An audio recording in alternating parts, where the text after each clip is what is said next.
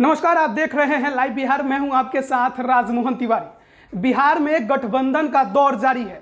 प्रतिदिन एक नया गठबंधन बिहार की राजनीति में जन्म ले रहा है। पप्पू यादव ने पीडीए गठबंधन की शुरुआत की तो बिहार में रालोसपा के मुखिया उपेंद्र कुशवाहा ने बसपा के साथ मिलकर एक नया गठबंधन ही बना दिया है। नाम अभी रखा नहीं है, देखते हैं आगे क्या रखते हैं।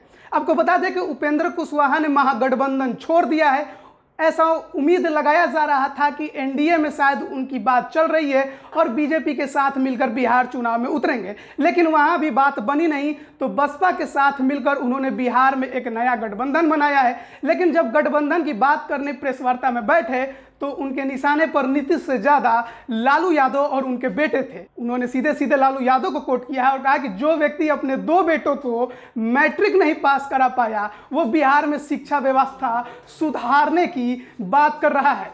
और भी कई बातें उन्होंने लालू परिवार पर बोली है और लगातार कई जोरदार हमले किए हैं। सुनिए उपेंद्र कुशवाहा को। सामने है बिहार का मुख्यमंत्री अपने दोनों बेटों को मैट्रिक भी पास नहीं करा पाए, यही शिक्षा की व्यवस्था उस वक्त थी। तो उससे मुक्ति के लिए हम चाहते थे कि परिवर्तन थोड़ा अपने में राष्ट्रीय जनता दल करे, लेकिन राष्ट्रीय जनता दल आज की तारीख में आम लोगों के बीच यह चर्चा का विषय है कि दोनों तरफ भारतीय जनता पार्टी की राजनीति चल रही है।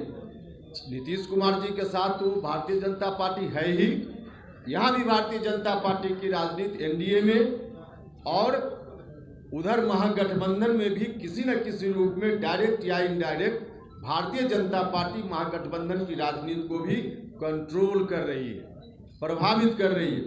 वरना राष्ट्रीय जनता दल इस तरह से नहीं चलता जिस तरह से चल रहा है।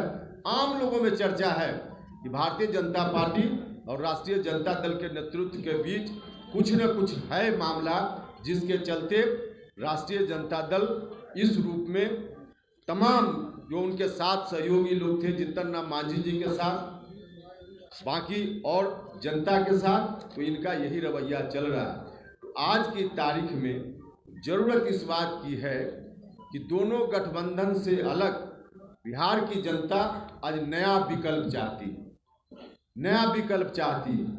नीतीश जी से मुक्ति चाहती है, लेकिन राष्ट्रीय जनता दल के नेतृत्व के साथ या पिछला जो 15 साल था वहां जनता फिर से वापस नहीं होना चाहती।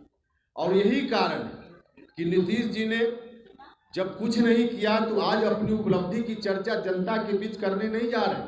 15 साल क्या था, इसको सामने लाकर फिर से गद्दी पर आना चाहते। देखिए, नीतीश कुमार जी तो उस तरह का बर्ताव कर रहे हैं जैसे 30 नंबर लाख। तो अभी आपने सुना उपेंद्र कुशवाहा को, जिन्होंने नया गठबंधन बसपा के साथ बनाया है। इसमें एक और पार्टी शामिल है, जनवादी सोशलिस्ट पार्टी। और बिहार की राजनीति में गठबंधन का ऐसा लग रहा है कि नया दौर ही शुरू हो गया है। छोटी छोटी पार्टियां अब मिलकर गठबंधन बना रही हैं। उपेंद्र कुशवाहा सम्मान की बात करते करते पहले एनडीए से अलग हुए, फिर ना महागठबंधन के भी नहीं रह गए। अब देखते हैं कि बिहार की राजनीति में किस कदर करवट लेते हैं। हालांकि अभी जिस तरह से उन्होंने गठबंधन बनाया है, यह देखने वाली बात होगी कि बसपा की कितनी जमीन बिहार में बची है। क्या बसपा अब किसी एक सीट भी जीतने लायक बची है बिहार में? बिहार की राजनीति शुरू हो चुकी है। हालांकि बिहार तो राजनीति के लिए ही जाना जाता है, लेकिन जिस तरह से चुनाव के ऐलान के बाद बिहार में गठबंधन का दौर शुरू हुआ है, ऐसा लग रहा है कि छोटी पार्टियां अब समझ चुकी हैं कि उनका बड़ी पार्टियों के साथ कोई मेल ही नहीं बैठेगा और इसीलिए छोटे छोटे पार्टियों के साथ अलग गठबंधन बना रही है। हालांकि अगर ये छोटी पार्टियां एक हो जाएं और जिस तरह से पप्पू यादव अलग गठबंधन बना रहे हैं, उपेंद्र कुशवाहा अलग बना रहे हैं, यशवंत सिन्हा अलग गठबंधन बना रहे हैं, ये अलग अलग गठबंधन बनाने के बजाय एक नया थर्ड फ्रंट मिलकर बनाए तो शायद थोड़ी बहुत जमीन इनकी बिहार की राजनीति में दिखाई भी दे। लेकिन इस तरह से छोटे छोटे अलग अलग गठबंधन बनाने से बिहार की राजनीति में ऐसा लग रहा है कि कोई फर्क तो पड़ने वाला है नहीं। लेकिन देखते हैं आगे क्या कुछ होता है। राजनीति है, कभी भी कुछ भी हो सकता है। आप देख रहे हैं लाइव बिहार। खबरों में बने रहने के लिए चैनल को सब्सक्राइब जरूर करें, साथ ही बेल आइकन की घंटी जरूर दबाएं। धन्यवाद।